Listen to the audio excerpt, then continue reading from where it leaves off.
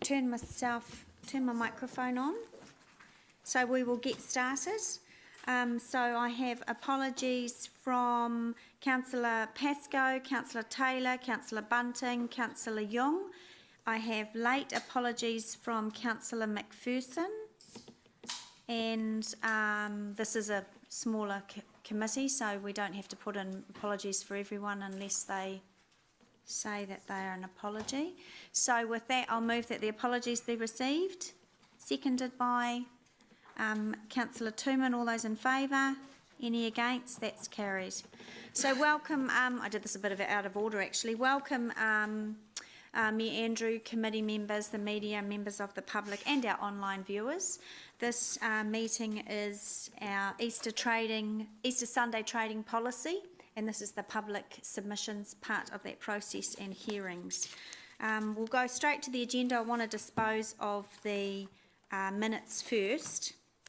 So if we can move to page 5, there are the minutes from the rubbish and recycling hearing some time ago in February, 16th of February. Is there any matters arising for correction from the minutes? I'm not assuming there would be.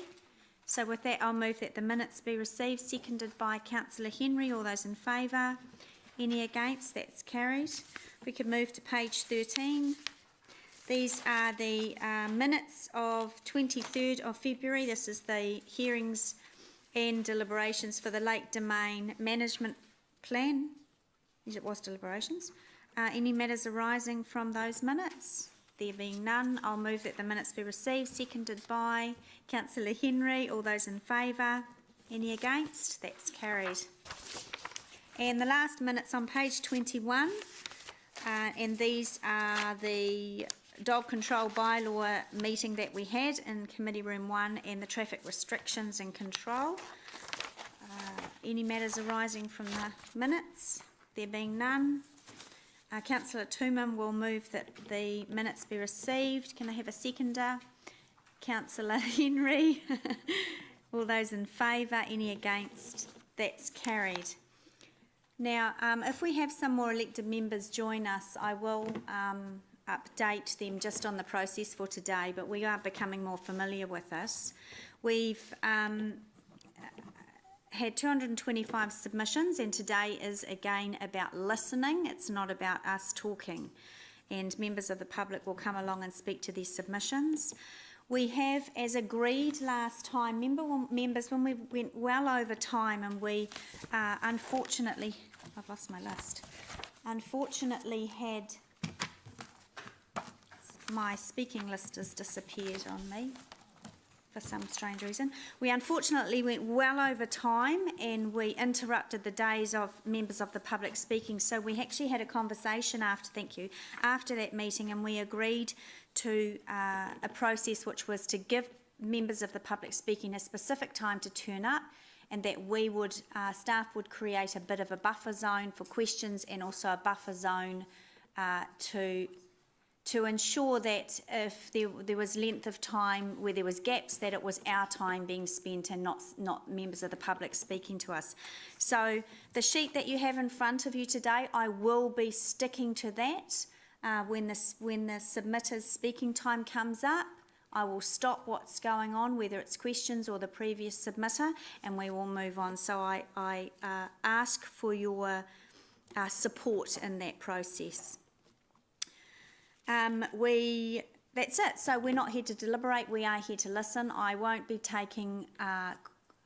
allowing questions that of a theoretical, or for members to have theoretical discussions with submitters, because that's not the time. This is not the time or place for that. And I'll be pointing to one member who's not here today, who enjoys a good theoretical debate. I'm sure he'll join us later. So just directing again your support in the process, and acknowledgement that it is our time to listen to our constituents. So with that, I welcome Monique Rowe up to the seat. Good morning, Monique. Monique's submission is submission 21, and you'll have that on your electronic, 23, you'll have that on your electronic devices. Monique, you have 5 minutes to speak and then a few minutes for questions. So we're in your hands. Kia ora and good morning. My name is Monique Rowe.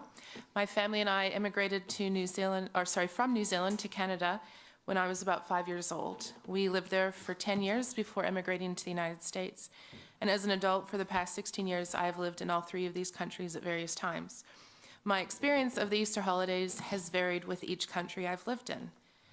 In Canada, Easter Sunday is not a statutory holiday, whereas Good Friday and Easter Monday are. Between 1980 and 1998, all provinces in Canada passed legislation in some way relaxing Sunday shopping in general. And a study showed that allowing Sunday shopping had a more positive impact on general, larger merchandise retailers compared to more specialized retailers. Where I lived in the United States from 2011 to 2017, there were restrictions on Sunday shopping in general. I'm not sure if there were specific municipal regulations or if stores remaining closed on Sundays was primarily influenced by social pressures. There were definite benefits for having restrictions about Sunday shopping hours, whether through regulation or behavioral influences. For example, people were able to focus on spending time with their families and other members of the community. Like Canada and the United States, in New Zealand we already allow for Sunday shopping generally. My concern in allowing shopping on Easter Sunday would be the impact on local businesses, particularly that smaller businesses or even larger retailers may feel obligated to open in order to continue competing. Impact will also be on employees of these shops and their families that may have no other choice but to work on this day. While it is fine that having the option to be opened or closed on Easter Sunday is being considered by City Council, those that would like to choose to not open their businesses on this holiday may have no other viable option due to finances and business development. If other people do not want to shop, then businesses may be paying wages and other expenses without adequately covering their operating costs for this additional day of shopping. While there are definitely financial elements to this topic, my concern as a member of this community is more personal. I believe that Sunday is a sacred day in general. Easter is also a special time of year and has a sacred significance. Those declaring no religious affiliation in New Zealand has gone from 29.6% in 2001 to 41.9% in 2003. This increased to almost half our population having no religious affiliation, i.e. having no special connection to a traditional Easter Sunday, could be cause to open Easter Sunday up for business like any other day. Yet regardless of religious affiliation, belief, or practice, surely our community will have greater benefits in the short and long term by families spending quality time together. That includes business owners and their employees. I'm not convinced that one day of potential financial benefit will be as important as families and communities taking a break from consumerism. With that being said, I would request that City Council not allow for Easter Sunday shopping. Great, very clear and concise submission, Monique, thank you. I'll see if there are any questions from elected members. No, there being none, you were very clear, thank you very much. Okay. Right, welcome Councillor McPherson. That's okay. Councillor McPherson, just to update you and any other members that turn up, the sheet in front of you, I will be sticking to the time. Remember last time we had a discussion at the end of our hearings about how we were eating into members of the public's time, so we agreed to put in some buffers and staff have done that, so submitters have been told to turn up at a specific time, so I won't be able to go over that, so I'm asking for committee's support in sticking with that. So we are ahead of time, but I do see that Roger, you've turned up. Good morning, Roger. I know it's 10 minutes early, but we're being efficient this time, so if you're ready, then come down to the table. Committee members, Roger's submission is number 50. So, Roger, you have 5 minutes to talk and then we'll have questions. Good morning. Easter Sunday trading. Now, I'm opposed to the Easter Sunday trading for the Hamilton area for several reasons. It's a high proportion of beneficiaries in Hamilton compared to the country overall.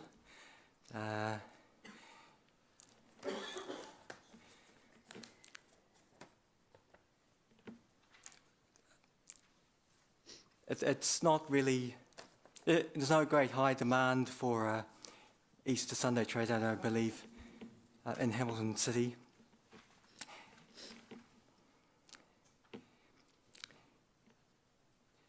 It's not really fair to put people to work on the Easter Sunday when other people don't have to work. I'm aware these emergency services are working 7 days a week, but one thing that we've got Easter weekend, so we've got Easter Monday tends to have a Sunday feel to it. So we've got our 2-day trading weekend, we've got the Saturday trading weekend, we've got the Easter Monday trading weekend. So that gives plenty of opportunity for people to shop. Shoppers who are absolutely determined to shop on Easter Sunday, well, they can actually drive up to Auckland, anticipating that Auckland Super City would allow us Easter Sunday trading. So I'm not arguing against Easter Sunday trading overall for the country. I'm just for the Hamilton area.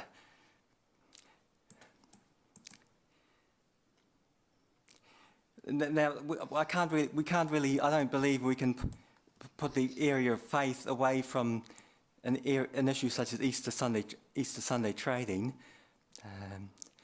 I believe that there is institutional discrimination against persons of faith generally in this country. One bonus for not allowing Easter Sunday trading and just keeping things as the way they are is that we've got a proposed medical school coming up here at Waikato University. Now, the Easter break is the first long break for university students during the academic year. Having an Easter Sunday without trading would mean that part-time workers wouldn't have to turn up on that day, and it would allow university students to have an extra day to catch up on their study. I think there would be a great a token of a gesture toward the students. That concludes my submission. Look forward to questions. Great, thank you, Roger. We'll see if there are any questions from the committee. There are none. Thank you for your clear submission. Thank you, Roger. So we are, as we have expected, we are well ahead of time. Paul Collins hasn't yet arrived, so he's due to arrive at 10:05. He may arrive earlier. So I guess we will take a short break. Councillor Tooman? I'm just wondering whether or not I might have missed it, whether or not there was any declarations of interest. Ah, clearly not. You did. We didn't do declarations of interest. Is there? Let's do that now. Are there any declarations of interest? No. Thank you, Deputy Chair. All right. Yeah. So we'll just wait, grab a cup of tea, but don't go too far.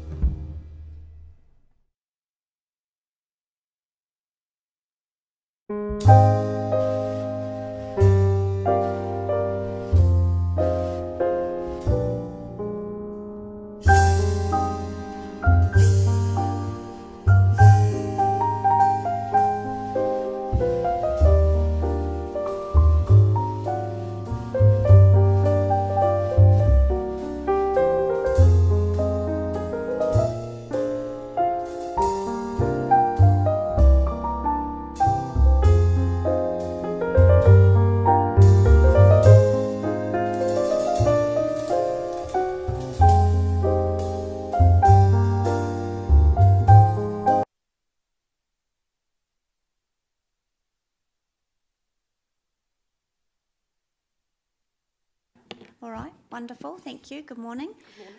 Committee members, Bishop Helen Ann's submission is number 61, and we've allowed 10 minutes for her to present her submission. So when you're ready. Thank you very much indeed. Good morning, everybody. I can assure you that I won't be speaking for 10 minutes. Being used to speaking in public and particularly preaching, I know people always appreciate something that's a little more concise, but also rest assured this isn't a sermon. So thank you very much indeed for an opportunity to make a submission on this important matter. You're used, I know, to me appearing at the start of council meetings and sharing a brief reading from the Bible, and I try to make them relevant and perhaps invoking some lightness into proceedings. Proof, I think, that the Bible is not all heavy and legalistic. It is a library of books about real life and framed, of course, within a greater narrative of our relationship to God and the implication of that for how we live. So if I was to begin this short submission with a reading, it would be this from the prophet Jeremiah. But seek the welfare of the city where I have sent you into exile, and pray to the Lord on its behalf, for in its welfare you will find your welfare. Now, of course, we aren't in exile here. Hamilton is home to thousands of citizens and a place of welcome and hospitality to many visitors, as has certainly been the case over the last few days. I love living here, and am proud as #mybish to #lovethetron. But that short reading suggests something important about what it means to be a citizen and the responsibility that comes with leadership, that we seek the welfare of the city because in its welfare is our welfare, in its well-being is our well-being. Don't we all value time off with friends and family? Don't we all value the opportunity to rest and enjoy life? What if we couldn't choose when we had time off, but had to rely on others to ensure that time off was considered valuable for well-being? I grew up in a context, England, where Sunday trading became the norm in the mid-90s, when the UK Parliament approved the Sunday Trading Act, which introduced the 6-hour rule for large retail outlets, regarded as a compromise between those who wanted to keep the status quo and those who wanted to abolish all restrictions. So my personal experience has been that shops do open on Easter Sunday and also Good Friday. So at first, my own response to this whole issue was one of slight ambivalence. However, this submission to you is to urge Council to keep Easter Sunday as a non-trading day. I am a creature of my context now, and I need to listen to my constituents and the voices of those who perhaps have not been so vocal in this matter, or who even think, what's the point? Isn't the decision made already? I acknowledge that by placing the decision-making into your hands, the government has put you in a tricky place, which I do not envy one bit. You are being asked to decide what is appropriate for the city, however, so I can see why that is an advantage. You know the context. You may be tempted to take a decision based on purely economic principles, but my argument is that surely there is more to a city than just its economy. Surely the well-being of its citizens is of equal importance. There are currently just 3.5 days a year that are commerce-free zones: Christmas Day, Good Friday, and Easter Sunday, and up to midday on Anzac Day. And while these days are predominantly Christian in their origin, and I do accept the argument that asks why should one religion be prominent over another, but they do speak for all people who want a different pace of life, focused on the family rather than mammon. Like it or not, the seeds of the Christian gospel that were planted in this land by the missionaries and which spread forth brought something fundamental to the story and development of this nation. That story is then echoed in the days that are set aside for rest rather than work. And that is something I think that we do need to take seriously. Furthermore, the economic benefits of Sunday trading have been disputed, with claims that it merely shifts trade from other days. Trade unions also largely oppose the idea because it takes away family time from shop workers. We are in a difficult space, I acknowledge that, because there is an argument that what is needed is consistency, and unfortunately the government have rather taken that hope away from the current process. However, I call us back to the prophetic cry of Jeremiah and ask that you take seriously the mandate that you, as leaders in this city, are called to seek its welfare and the welfare of its citizens, and that precious and protected time off matters every bit as economic gain. Thank you for your time and attention in listening to this short submission. Thank you, Bishop. We'll go to questions. Councillor Southgate. Just one question around the 6-hour rule. Can you explain that to me, please? It's simply that I think it's in the English context, because obviously other constituencies, Scotland, etc., have devolved power over these matters, but shops are allowed to open on 6 hours on Sundays generally.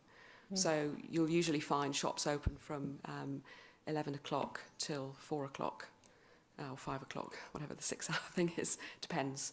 But that's standard now across England, and that's every day. All of those public holidays and Sundays. Yes, well, public holidays, actually, shops will be open all the time as they wish, but the only restriction is around Sunday trading still. Oh. But it will be, but shops will be open on a Sunday, on Easter Sunday rather. Yeah. Within that restricted time. Yeah. Okay. Thank you. Councillor Henry? Thank you so much for your submission. I just want to ask you, because, I mean, you've got, through your church, you have got influence, or not influence, but you know lots of people, and you say that this starts somewhere that, did you talk to quite a few of the people about this issue? Yes, I mean, on my travels around different parishes in the city and various meetings that I have within the context of the city, I have asked people what their views are, and I would say, broadly speaking, in fact, almost all would support a further restriction on Easter Sunday trading for different reasons, but broadly that would align with some of the points that I raised. Yes. Great, thank you. Thank you. Okay, thank you. Thank you, Bishop. There's no further questions. Thank you for your submission. Thank you very much. Right, committee, our next speaker is due at 10:35, so we'll have a little break and carry on with the award-winning Air Points program.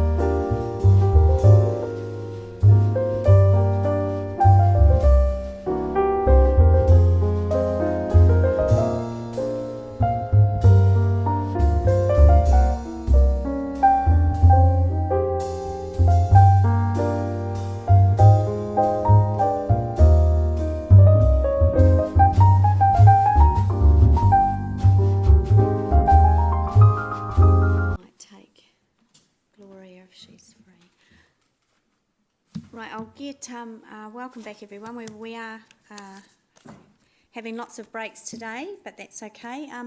I received an email from Deputy Mayor, so I just wanted to add his name to the apologies we need to move and second that. So moved by myself, seconded by Councillor Henry. All those in favour? Any against? Thank you. Yep. +1, please. Thank you. Yep. Great. So, Gloria, I know you're early and we're running with plenty of extra time. So if you'd like to come up to the table, we can take you now, if that's all right. So, committee members, Gloria Stockdale's submission is number 209. So when you're ready, you have 5 minutes to present your submission. Madam Chair, Mayor and elected members, I am here to speak in opposition to Easter Sunday trading. I have lived long enough to see the changes in society from the days of when we had no weekend shopping until now when it is 7-day shopping and some shops even open until midnight. Are we better off for these changes? I think not. I have 4 areas where it affects. First of all, family. Definitely not. One parent working in retail on the weekends, no time for watching children to play sport, no family time like that, and Sunday, visiting family like we used to. All those things have changed since the introduction of 7-day shopping. My second point is financially. In 2016, $36 billion booked up on credit cards. People spending money they don't have, buying stuff they often don't need. There is actually more to life than shopping. My third area is health. Obesity is on the rise. Now you might ask, what's that got to do with shopping? Well, when people are out, especially if you take children, before long they want a drink, something to eat. And the suburbs now are open all the time, and the specialty shops that we used to have in the suburbs now are replaced by takeaways, all sorts of eateries. The problem is the diabetes, and the treatment is going to cost us all financially. Diabetes is actually avoidable. It's brought on by overeating. That's type 2 diabetes. New Zealand has the 3rd highest adult obesity rate in the OECD countries, 3rd highest. And almost 1 in 3 people in New Zealand over 15 are obese. And fourthly, my mental health area. A recent report stated most young people with mental health issues, problems and suicide thoughts all say, what's the problem? When they're asked, stress, stress, stress, stress. Is it any wonder? They've grown up with stressed parents in this technological age we live in. Cell phones, Facebook, it's go, go, go all the time, no downtime like it used to be. So to sum up my thoughts, we don't need to open Easter Sunday. Now, no disrespect, I love Hamilton, I've lived here since 1975, but we're not a tourist town like Rotorua or Queenstown. So we're not having hordes of busloads of people appearing here on Easter Sunday, and why aren't we open? And Easter, Christmas, New Year, they're the only decent length of public holidays that we have for people that work in retail. So I say, leave the shops shut on Easter Sunday. There are still 51 other Sundays in the year to shop. Thank you very much for hearing me out, and I'm sure I would speak for a lot of families today, families that have grown up not knowing what a normal weekend is like, not knowing that you actually do have public holidays when you actually can switch off and relax. And also, let's not forget the significance of Easter Sunday and what it represents as well. Thank you for listening to me. Thank you, Gloria. I'll just see if there are any questions. I don't think there are from the committee. Lovely. Thank you very much. Thank you. Okay, committee, Ian Bridge hasn't arrived yet. Oh no, he's a no-show. Next one is 11:20. So another 15 minutes.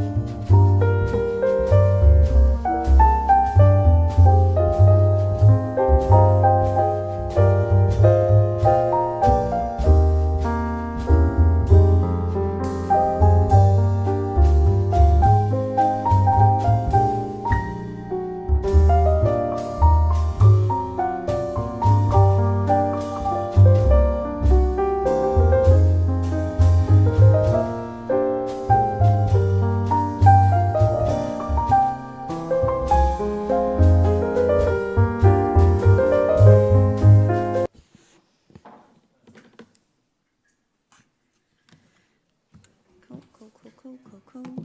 Stuart, hello. Here I am. Hello. Thank you for coming early. We're running well ahead of our schedule, which is great. So, Stuart, if you're ready now, that would be wonderful. So, committee member Stuart's submission is number 152. So, whenever you're ready. Okay. Right, my name is Stuart Bays. I've been a retailer employer in Hamilton for the last 45 years, and I'll offer my thoughts about the proposed widening of the controls for Easter Sunday trading in Hamilton. I note that we have precious few days, 3.5 out of every 365, to be free of shopping pursuits in this materialistic world. Family time has been progressively eroded over the last 50 years, to our detriment, I believe.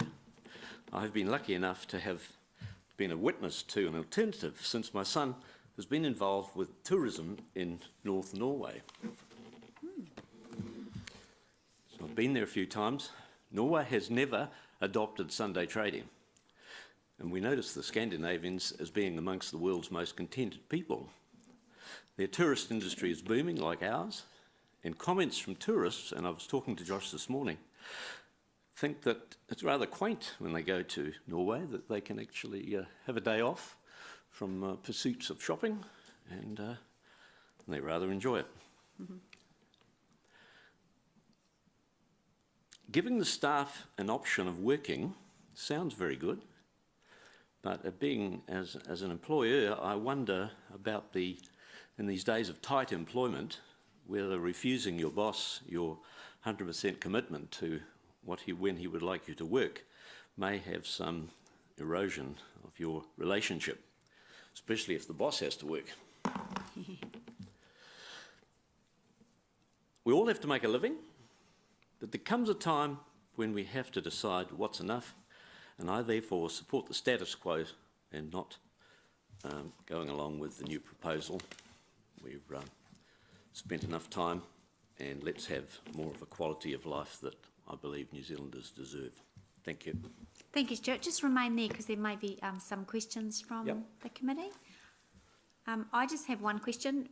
45 years as a retailer in Hamilton. What was your business, Stuart? I've been in the pharmacy business in the far end of Hamilton, Te Rapa. I've had 3 outlets there over the years, and so I've had an experience of retailing and the professional side where pharmacy's got that duality. Right, okay.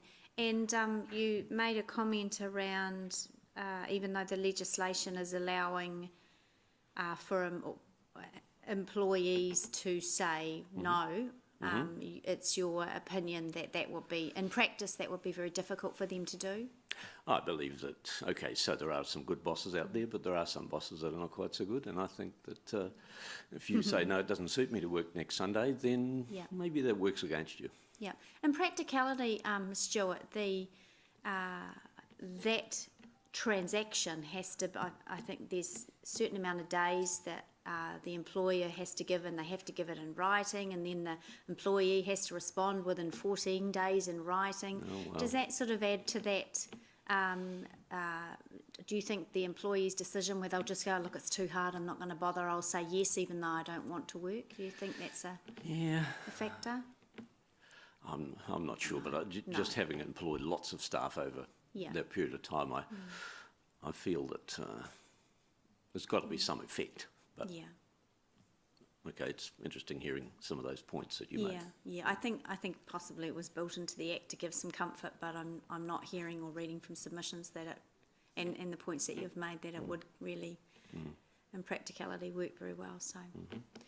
Okay, there are no other questions, so thank you very much for accommodating us earlier than expected. You're welcome. Thank you for the chance. Thank you. Okay, our next submitter is 12:20, Pat Gregory. I'm sure she'll arrive early too, so.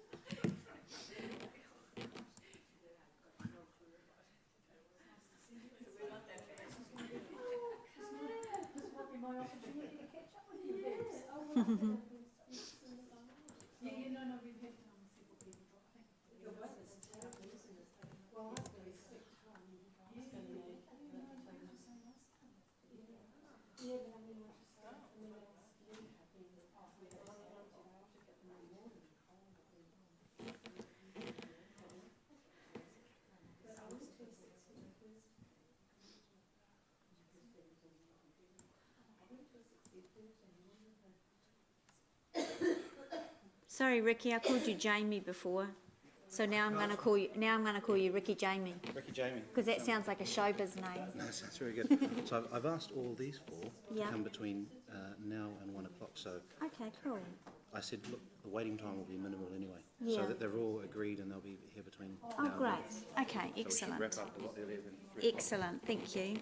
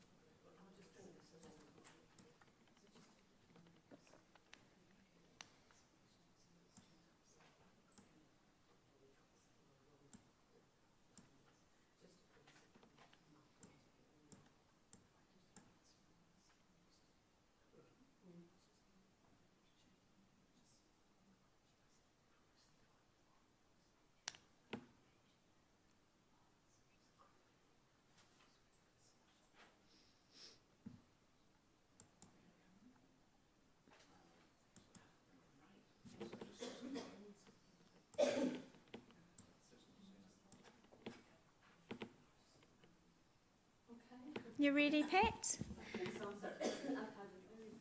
Oh, okay.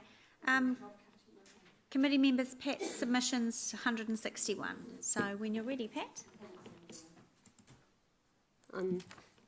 Oops-a-daisy. First of all, thank you very much for letting me come and speak to the Council on Easter Sunday trading. I've already said in my submission that New Zealand society is built on Judeo-Christian ethics, and I think this is one of the things that sets us apart from many other countries where corruption and lower standards of morality and integrity abound. It is a fact that when a society espouses equality and honours integrity, it thrives and prospers. We only have to take a look at some other nations where the opposite applies and where corruption and lack of standards at the top echelons are the rule of thumb to see that it does not augur well for those people who live in nations like that. Excuse me. When people come to New Zealand, they generally feel safe and are pleased to be in a place where they can experience the values that govern our society. Many of our standards originate from the Westminster system of justice, which is based on biblical or Judeo-Christian principles. And one of these principles is to set aside important days in a year, i.e. holy days or holidays, which is where we get the word from, where we stop and remember why the day is important. We only have 3 such holy days each year in New Zealand: Christmas Day, Good Friday, and Easter Sunday. Is it not too much to ask that these 3 days remain sacred or set apart for another purpose other than economics? Aren't these special times when a family, a community, a whole city and even a nation can get together and take time off to rest and to think about why we are on holiday. We all need special times like these to take a break and a rest. And surely there must be more to life than just making money. I've noticed when driving around the city on these special days that the whole city somehow feels different. There's just a different, more peaceful attitude. Perhaps you might be thinking about the celebrations that other religions acknowledge.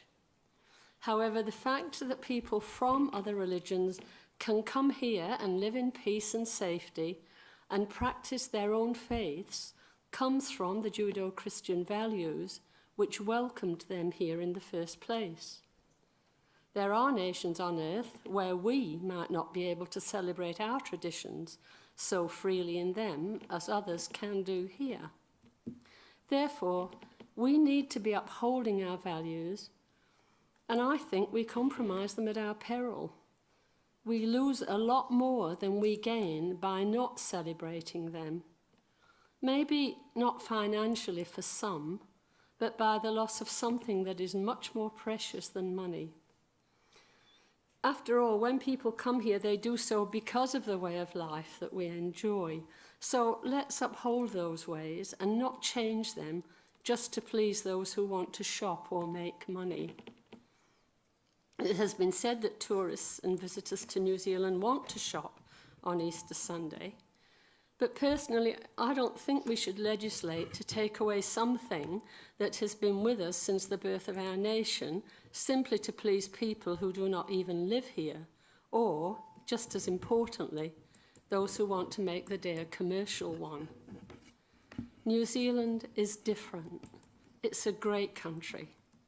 We want to attract people here because of our difference, not become like the rest of the world, or we've got nothing different to offer. I think we should let those who visit our city experience a different sort of day that comes from the belief that people are more important than commercialism. And in doing that, we honour and value what the day is all about and what it means to us or for us. And we mustn't forget that 45% of the population in the last census said they identified with Christianity. And this is demonstrated by the numbers who turn up at church on Easter Sunday when they don't on other Sundays throughout the year. Obviously, for them, Easter Sunday is a special day. New Zealand is unique. Let's keep it that way. Lovely, clear submission. Thank you, Pat. I'll just see if there's questions. Councillor McPherson. Hi Dave. What would you say would be a good reason for the 55% who don't identify as Christians for not having the shops open on Sunday? On Easter Sunday, that is. I think I said that here, Dave. I think our nation was built on principles that have stood us in good stead, and that 55% can mean anything. But I think 45% is a majority.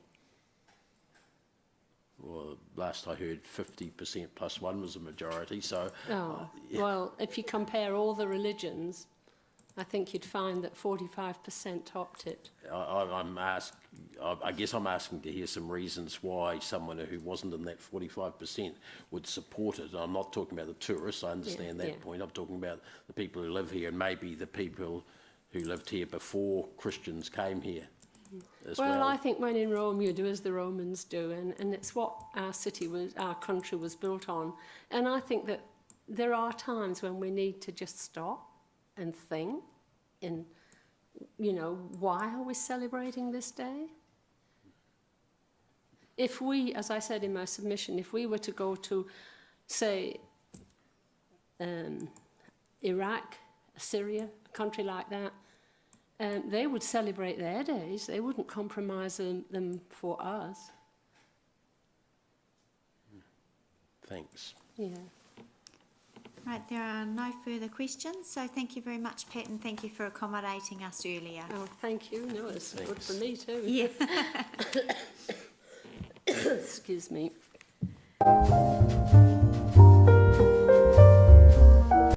we have been able to bring most of the people from after lunch forward, so Jamie's been able to do that. So he said to them if they can all arrive around 1 o'clock, we'll whiz through them. So we'll definitely be finished earlier. Well done.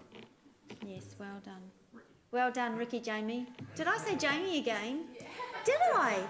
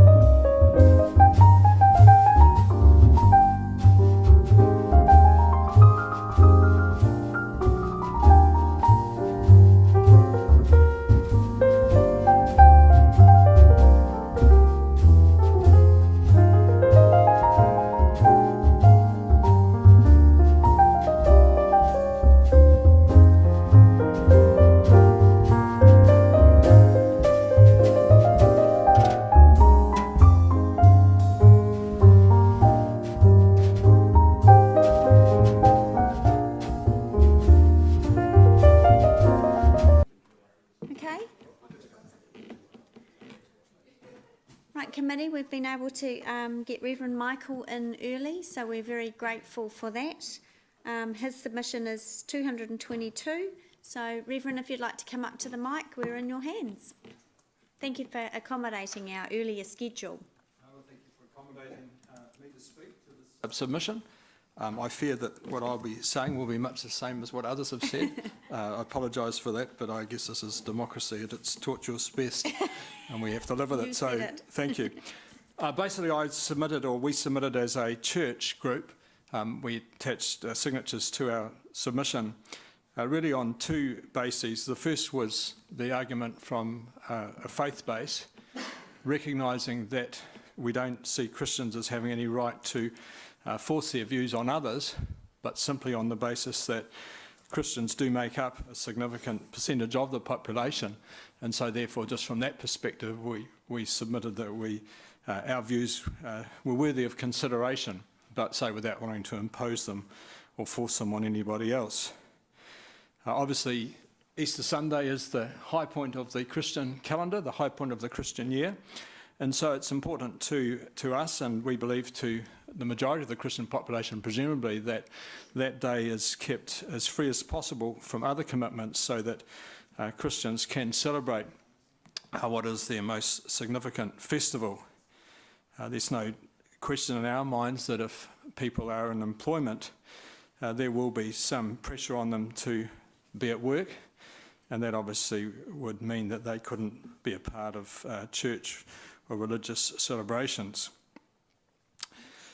We also think that the Christian heritage of this nation is significant, and that the purpose of the law is not only to enforce or whatever, but also to educate and teach. And so by allowing Christians to have public celebrations and to set a day aside for that is actually helpful, just for helping people understand some of the important things that have formed our nation. And there's no, again, I don't think anyone would dispute that the church's involvement right back to the Treaty of Waitangi was a significant part of the formation of this nation. We don't believe that non-Christians are likely to object strongly in any way to this. Certainly Muslims, for example, fully respect the right of Christians to celebrate their days. It's simply a matter of also Christians being gracious and acknowledging the other people's right to celebrate their days as well, and I hope we would do that. So that's the basic argument, or those are the basic arguments from a Christian perspective. We also want to put in an argument from the importance, or from the perspective of the importance of both culture and family. I read, I think it was a union spokesperson from Motueka who said that it's time we had a debate about what sort of culture we want when talking about this issue. And I think that's a valid argument. We're a very commercialised society now. We have trading obviously 361.5 days of the year. And the question is, what significance do we want to give to the idea that rest's actually a good thing? Having time set apart where there is no active trading or restricted at any rate actually does have a value, just as, for example, parks have a value within a city. I mean, they have no commercial value, but clearly they have a social value. And we would argue that having 2.5 or 3.5 days a year where there is, in general terms, no trading is actually an important cultural statement that we actually do value rest, and we value the opportunity for families, for social groups, all kinds of groups actually get together over Easter, not for religious purposes solely, but for other reasons too. It's an opportunity to gather and to do so without any pressure whatsoever from their work. Some of the counter-arguments that I've come across, one of course is that shops don't have to open. Everyone will have the right not to be open, but we know that in reality, especially if you're a small business and your competition is open, there is a tremendous pressure to be open as well. Similarly for workers, I know that the legislation says that no one will have to work, and it goes further and says that they're not to be penalised in any way for refusing to work on Easter Sunday. But again, the reality is somewhat different. For example, a person on a 90-day trial period might feel rather loath to bow out on Easter Sunday if there's pressure, or knowing that others have family commitments they want to keep.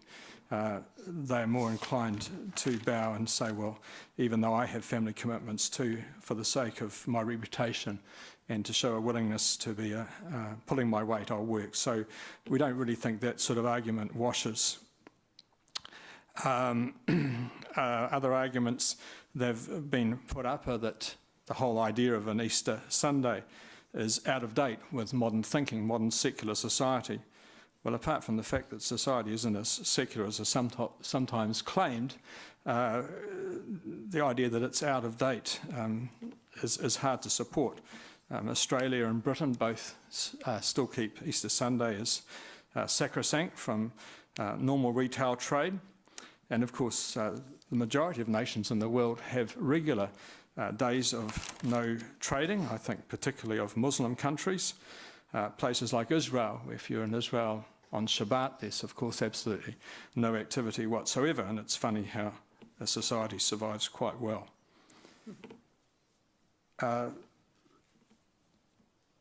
Yeah, I would say too that under the existing Act, there's a wide range of shops that are open on Easter Sunday anyway. Any essential services, anything relating to tourism pretty much, anything relating to food and alcohol. It's very hard to argue that any essential service or any tourist-related activity is restricted under the current legislation. I was surprised that garden centres actually are allowed to open on Easter Sunday. That's correct, is it not, according to your supporting documentation? I thought they were one of the groups that weren't allowed to, but they already are. So to me, to us, there's there seems to be no real need for normal retail outlets to open on this day. Then lastly, there's the argument for precedent. Now again, people will say that doing one thing won't necessarily lead to another, but invariably it does. And given that Easter Sunday is the most important day of the year, and the arguments applied to doing away with keeping that sacrosanct, they obviously logically can be applied to the other days too, Good Friday, Christmas Day and Anzac Day. So there is that concern. So is that my 10 or is that 9 or 5? The bell. Oh, you're okay. Right. So it's nothing, so keep going. I'll close off and simply say that I see this as an argument between social benefits or commercial benefits. And in my view, there's, I'd argue strongly that the social benefits strongly outweigh the commercial ones in this case. Personally, I don't see any real commercial benefit. whereas the social disadvantages of having trading on Easter Day are quite significant. So thank you for the opportunity to submit. Thank you, Reverend. I'll just see if there are any questions from the committee.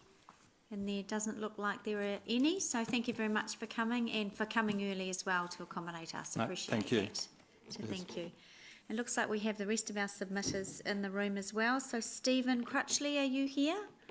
Good afternoon, Stephen. Thank you again very much for coming early. Thank you for the chance to address the council.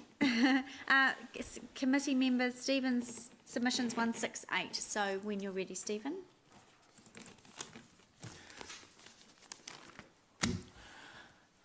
Okay. Oh, yes. I'm for trading over Easter. Not that I'm a shopkeeper or anything else like that, I'm just a ratepayer, but I'm for it for the simple reason that first and foremost, it's just a form of discrimination against shoppers and against shopkeepers. Every other business, be they factories, be they transport, they're allowed to operate. I've never yet stayed in a motel or a hotel that said, hey, it's Easter, everybody has to leave. Okay, it's just against retailers. And that's wrong. Secondly, the religious aspect. And they said, oh, there's no reason why you shouldn't change it. Well, according to the last census, 54% of New Zealanders said they had no religion. 32% of New Zealanders said we have a religion, we just don't attend church regularly, which basically means they're just shades of agnostic, they're just paying Pascal's wager. Only 14% of New Zealanders said they were religious and attended church regularly. Now that 14% includes not only Christians, but Muslims, Hindus, Sikhs, Buddhists, Rastafarians, Scientologists, Wicca, any religion that you care to name. Okay? So if you say yes to Easter, we're going to stop Easter trading, you're catering to a very, very small minority of the population. It might be a very vocal one, but it's still a very, very small percentage of the population. And it is fine, make no mistake, it is fine for anybody to say, hey, because of my religion, I cannot open today. And I have no objection to that. But I do have an objection to people going, hey, because of my religion, you can't open today. Because that's just wrong. Thirdly, we have the financial aspect of it. Just speaking to my family, I've already got 2 daughters who've said, well, if Auckland opens and Hamilton doesn't, we'll be off to Auckland for Easter. That's money that should be staying here. But they'll be taking that, we'll off to see friends, we'll go in clubs, we'll do shoppings, whatever. And the other thing is, when the government shifted this responsibility onto your shoulders, they also shifted the responsibility for enforcing your decision onto your shoulders. Now that means that you are going to have to use ratepayers' money to pay people to stop other people who are probably ratepayers from making money on those days that would, either directly or indirectly, be used partly to pay the rates. Now that's not just bad financial decision, okay, that's hypocrisy. It's hypocrisy of the worst sort, because you're paying people to stop other people working. Okay? The final thing is, I don't actually know why you actually have to make this decision, because it's not like you actually own the shops. Okay? I don't see that it's even your decision to make, other than to say, hey, you're the retailers, you own the shops, you make the decision whether or not you should be open today. And that's about the summation of my argument. It's very good. I mean, basically, I know you can make the decision, but just because you can make the decision, I don't see that you actually must make the decision. I don't really see that it's your responsibility. Okay, thank you very much, Stephen. I'll just see if there are any questions from the committee, and there appear to be none. So Okay. thank you very much for your submission. Excuse me. Right, next up we have, is it Cassia? Cassia and David. Now, committee members, Cassia is, her dad, David, is going to be videoing her presentation. It will just be of her, not of the members, and this is going towards her NCEA. So, excellent. We'll look forward to a stunning performance. Her submission is 120. So, whenever you're ready. I have a question. How strict are you guys doing the timing? How long do you need? Well, it can fit into 5 minutes, but if you want to hear me clearly. Okay, you just knock yourself out. Okay, you go for it. We want you to get a really good credit, and we want to take part of the credit for that. So. Thank you very much.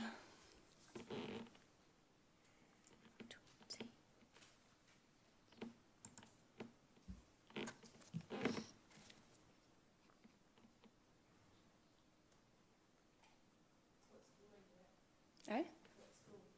HCS, Hamilton Christian School. Gotta make sure you get your face in it, Dad. Otherwise, she's gonna be like, "Who actually said it?" Is he going to say action? Yeah.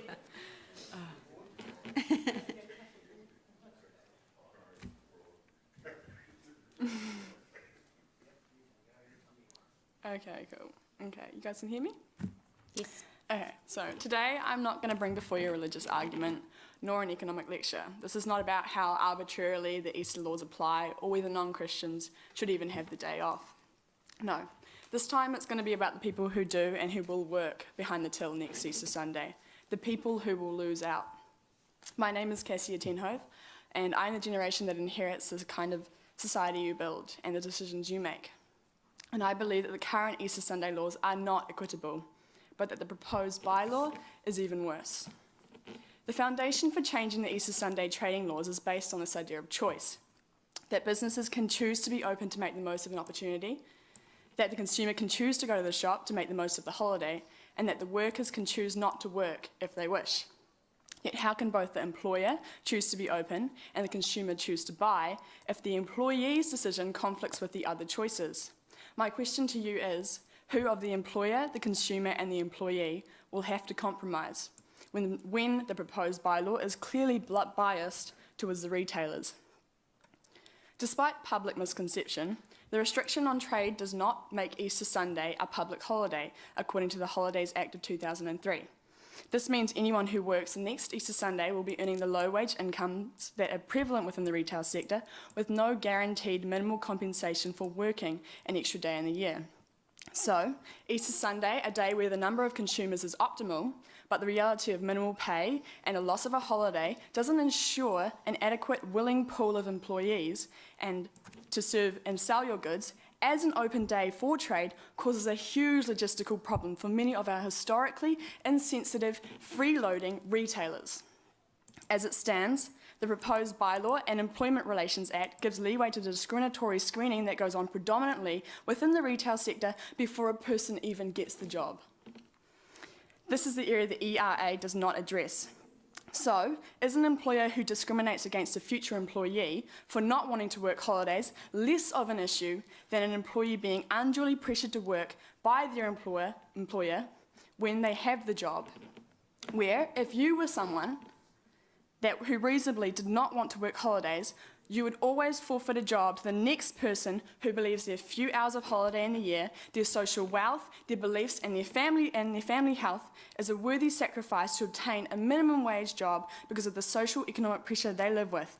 Pressure that is fueled by the low wage incomes, long hours and employers' expectations that these workers must be willing to give up their holiday hours they could be putting into their own lives. adhering only to the letter of the law again, also gives leeway for employers to obligate workers to work specific requested days in their contract. If I worked for farmers, for example, I would not be able to make a complaint about undue discrimination according to the ERA if I had signed such a contract, because this common reality limits the worker's right to choose to take Easter Sunday off or any other holiday for that matter. The retail sector must rely on the inadequacies of the ERA for the proposed bylaw to be able to coerce low-wage earners into working on public holidays and on Easter Sundays, so businesses can benefit from the surplus of customers who, as a majority, are blind to the consequences of their instant gratification. According to New Zealand's social indicator, 17% of New Zealanders are on a low-wage income. That means 1 out of every 6 Hamiltonians is making up most of the employees in the retail sector. That's 20,000 Hamiltonians made vulnerable to working on Easter Sunday through the proposed bylaw that relies on green-eyed employers to ignore the temptation to undermine the spirit of the law in the Holidays Act. 20,000 of us made vulnerable to working on a day we would otherwise have off had the changes in the law in 2001 and this year never happened. Changes in favour of the employer and the consumer, piggybacking on a holiday that was once inclusive of every New Zealander. A holiday that marks a significant historical event, foundational to our country's values. The implementation of this bylaw requires workers who will not get the ideal choice of having Easter Sunday off, for the employers or consumers to have the right to an open shop. And if it's a right, then this is the beginning of an epidemic of everyone is equal, but some of us are more equal than others. Because if everyone did have equal choice and George Orwell's statement doesn't apply, then I wouldn't have to stand before you and question the logic of your decision. Because really, if our working class was not manipulated, if our businesses didn't vet employees, if contracts didn't oblige retail workers to work certain significant days and thereby limit their rights, exactly how many employees do you think would choose to trudge into work this next Easter Sunday instead of taking the day off as one of the few and far between guaranteed current holidays? Whether you choose to have an inclusive Easter Sunday or not, there still is and will be a sacrifice that is not acknowledged as the retail sector happily diverts our attention and slips it beneath the radar. Thank you. Well done. I'm furiously writing. You did an exceptional submission, and I'm reading the one here. Did you write that as well? You wrote that one? He wrote that one, and I wrote this one. You did the written one. Okay, you've raised some really key questions for me, which is really good. So, any questions from the committee? Oh, yeah, you guys can have it. It's here. We've got it. Oh, that. A copy of that. Sure. You can have it if you want it. Yeah, actually, I can email it to you because I do actually need to hand this in to my teacher to give it. Yep, no, email it to us. That'd be great. Okay, cool. Well done and good luck for your for NCEA and your grade with this project. You did very, very well. Thank you. Thank you. Right, our last submitter for the day is Frank Grover. Frank, hello. Hello. How are you? I'm very well. Thank you for coming out on this bitterly cold and wet and yucky day and for accommodating us a little bit earlier too. We appreciate that. I organised it all very specially for this meeting. Excellent, excellent. Frank's submission is number 221. So when you're ready, you can start. I gather, by the way, that the speaking slot has been extended somewhat for a couple of reasons, one of which is that one of the churches my wife and I attend, called Calvary Chapel, did present a submission which somehow got lost in the system, and Pastor Steve Jones has asked me to speak on behalf of our church, the Sunday fellowship we attend, and may I at the same time endorse very sincerely the comments I've heard from the last couple of speakers, Michael Hewitt particularly, who's the minister in charge of Hamilton West Community Church, which we participate in on Wednesdays. So my wife and I have the benefit of two precious worlds and two very inspirational church fellowships. I've been a Christian, as my wife has, for most of our lives, and the 2 points that I wanted to hammer home as an individual and also on behalf of Calvary Chapel are these. There is a spiritual significance attached to Easter Sunday which will never be diminished, whatever the laws that are passed, either by the Parliament of this land or by the regulations of local governance. The second has to be the importance of this particular holiday period for families, of which there will never be any end while human beings still exist. As a Christian, I once thought that Christmas Day was the most blessed of all the days in the year because we celebrated on that day the birth of our Saviour and Lord Jesus Christ. And then as I became a bit older, I realised that the more profound day was the day of his crucifixion, which we celebrate, or we remember. I won't say we celebrate, but we remember as Good Friday. It was initially known as Black Friday because it was a day of blackness and darkness, and that darkness overshadowed the world at the time to the extent that the Roman officer in charge of the detachment which carried out the crucifixion said, surely this was the Son of God. But in my greater maturity, which I currently enjoy in the 70s plus, this is the great generation, Mr. Mayor and your councillors. We have all the knowledge because we've had all the brutalising experience of many years in the past.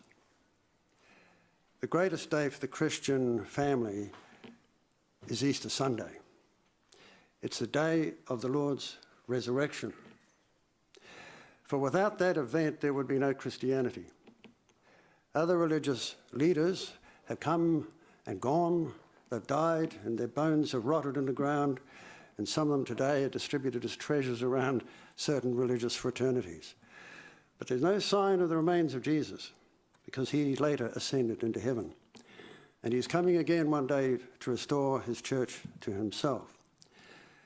So it is a day which we esteem with great reverence. And I don't care how few Christians there are, that will never change. The day is especially treasured, above all other days, in the Christian church. And interestingly, over the years I've kept records of things which have taken my attention. And one of them I pulled out recently was a copy of a story printed in the New Zealand Herald on the 12th of April 2001, written by a man called Garth George, who died a couple of years ago. I knew him quite well. He's a very talented writer, very good political commentator, originally an atheist. He became a Roman Catholic and a devout Christian in the process. And these are some of the things he wrote at that time. Christ still at the centre of Easter. I have seen it as ironic for some time now that the year's longest holidays, Easter and Christmas, remain firmly attached to the two principal festivals of Christianity. After all, if you believe much of what you read and hear, Christianity has no place in modern New Zealand. It's conservative, reactionary, old-fashioned. Its practitioners a bunch of bigoted, narrow-minded, judgmental, superstitious, hypocritical, spoil sports. Those words are very relevant, aren't they? I hear these sorts of comments regularly from people who sneer at my faith. He writes on, so it amuses me that all those people and organisations who never miss a chance to discredit, denigrate and demonise Christianity and Christians will happily take tomorrow, which is Good Friday, and Monday off. Hypocritical? No, of course not. It's just a public holiday. But why is it a public holiday? Because we celebrate this particular time of year in the ways which I've just explained. They will tell you that Easter was, in any case, originally a pagan festival and was adapted by the church to suit its purposes, in such a way as to indicate that that somehow demeans the celebration of the crucifixion and resurrection. However, it's in a time of year when, interestingly, both the Muslims and the Jews celebrate for their own reasons the same period of time. He goes on to say, you won't therefore hear the humanist, rationalist, atheist element offering any contemptuous caterwauling about those festivals of the Muslims or the Jews. No, Christ you see to have a crack at. It's him they cannot abide. And how true that is. I think I've probably focused as heavily as I dare on the spiritual significance of Easter Sunday. And it's not because I'm a bigot, it's because as a man who could have died a number of times when I was a boy, whose life was imperilled greatly in my 30s on an occasion when I thought I was about to die immediately, in a terrible way, where we've had family sickness and difficulties. As a businessman, which nearly failed and only by the grace of God did it survive, where deaths have occurred in my next of kin and relations, which were tragic, that I have realised and accepted how precious and important is the second submission I wish to really hammer, and that is the importance of these holidays to families and the workforce. I was not as good a parent as I wish I could have been. I guess I wasn't as good a husband as I should have been. I was focused on my work. It had to succeed. I felt it was my obligation to provide for my family, which is true, to honour my wife and children as best I could, but I went about it in the old-fashioned way without considering the sorts of things which matter to families as a family unit. And tragically, as I look back, I see where I fell over again and again. But one time of year which particularly helped was Easter. Because you see, in those days when I was a lawyer, the lawyers, bless their cotton socks, had a specially long holiday. They started off on Good Friday. They worked through they holidayed, I should say, over the whole weekend, plus the rest of that Easter week. So it was a 10-day break. Like it or not, you had to close down. That was the law or the practice of all members of the legal fraternity. And I tell you what, it was a great time to have a holiday. Not the end actually, middle of autumn. I loved fishing, and we used to go up to Taupo and have a little place to rent which we could enjoy as a family. I loved fishing, my son loved fishing, and I did things with my kids that I would never have put time aside to do, because it was a designated holiday. God forgive us, we've done away with that time now. The lawyers are more focused on a bit more in the bank account. I've been there, folks, I've done that. It doesn't work. What matters is the time you give your kids when they will listen to you. It's too late when they're independent. What do you know about it, Dad? You did this and that and the other. You got that wrong. I'll make my own judgments. We could have, and I should have done so much more. I wish I had. But I'm going to make my observations today. For those families which are struggling to get it together, there's so many of them. They're all around us. I see old people lying on the street with their hands up wanting money. I see kids who are not going to school when they should be at school. I live close to the Hood, otherwise known as Barter Street, and around there. And it sure is. All I can say is families are under terrible threat.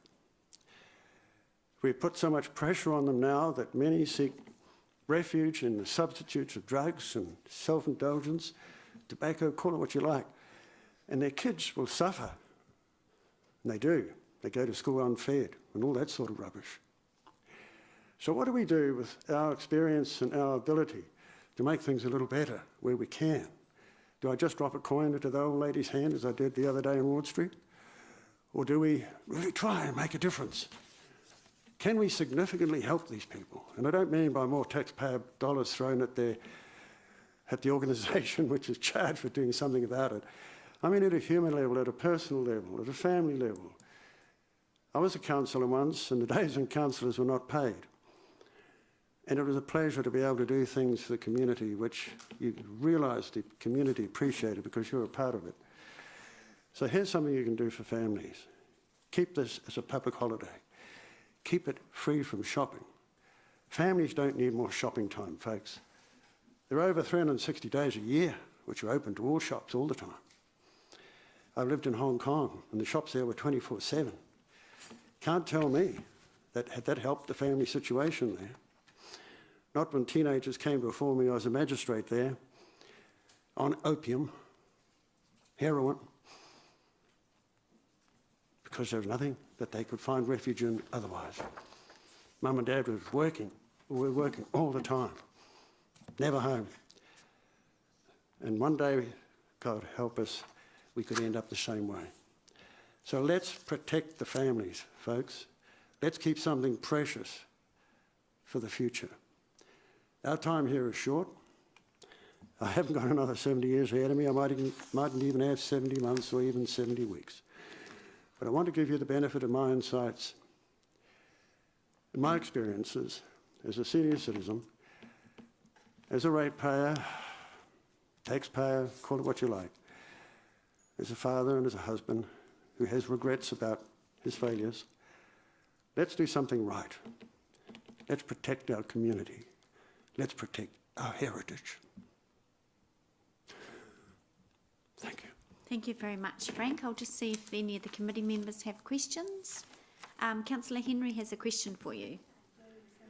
Much, Frank. That was, yeah, very moving. Thank you. I just want to ask you something. So, do you think that many people on their deathbed will say, "I wish I had more days to go shopping"? I was also a member of Parliament once for 3, thankfully, short years. And one of the very alive politicos of the time, who's still very active in politics, I might say, said to me once, "When you're on your deathbed, Frank, you will not say, 'I wish I had spent more time at the office.'" That's so that, great. I think, answers that question. That does answer that. Thank you. That's very good. Thank you very much for coming and speaking with us today. Thank you for your time. All right, committee, so that concludes the hearings for today. Just for our online viewers and any members of the public that are staying, we'll be wrapping this next bit up in just a few minutes, but we won't be making a decision today.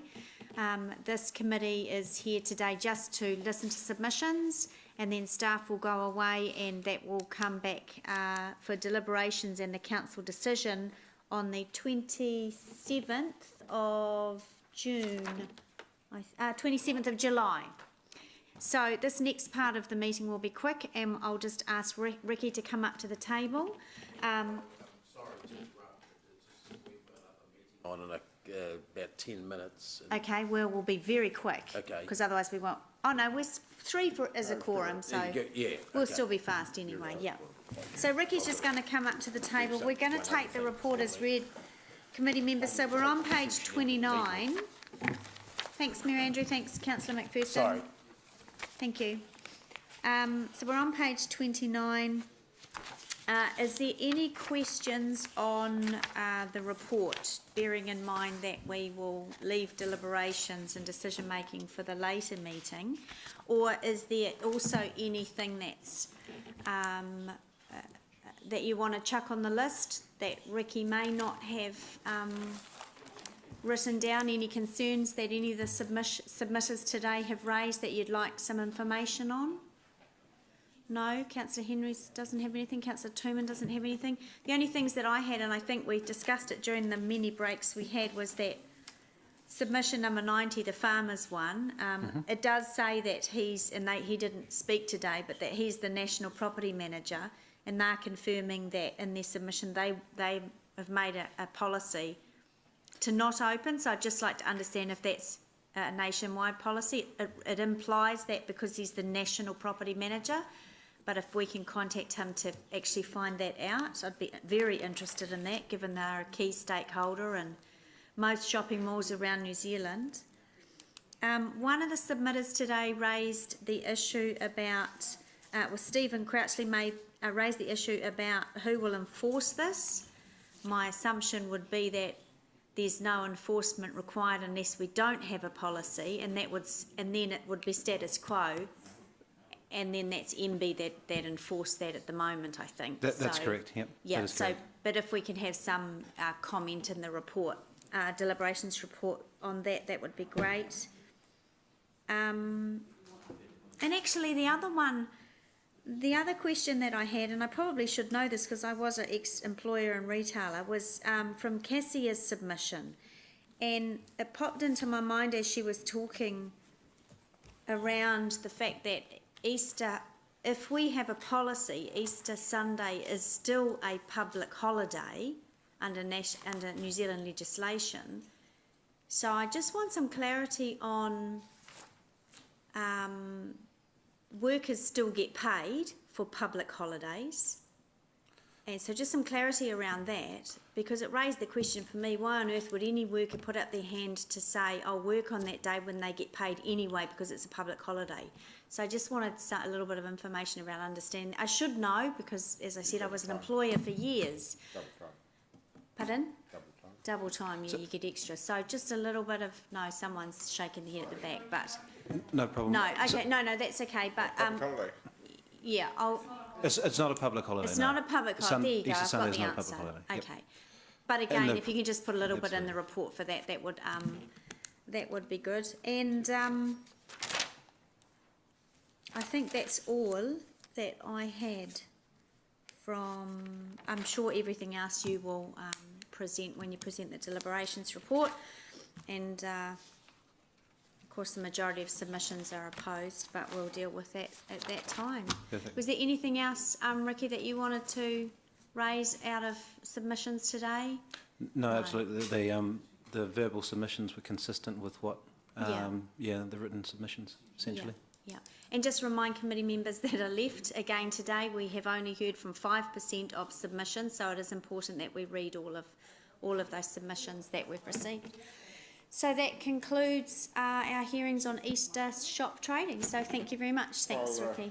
I'll move the recommendation. Oh yes, good idea. Oh, I wanted just as well I have you there today. You know, one of the easiest meetings, and I've made some mistakes, unlike me. On page 29, can we also just add a B to that, Claire? Just that. Sorry, I should have written this down for you, but just that the deliberations report on Easter Sunday shop trading be considered at the 27 July council meeting. I just passed that by Becca, so she said that would work really well. Yeah. Oh, you better put 2017, yes, just in case. All right, so with that, the meeting's closed. Thank you, everybody.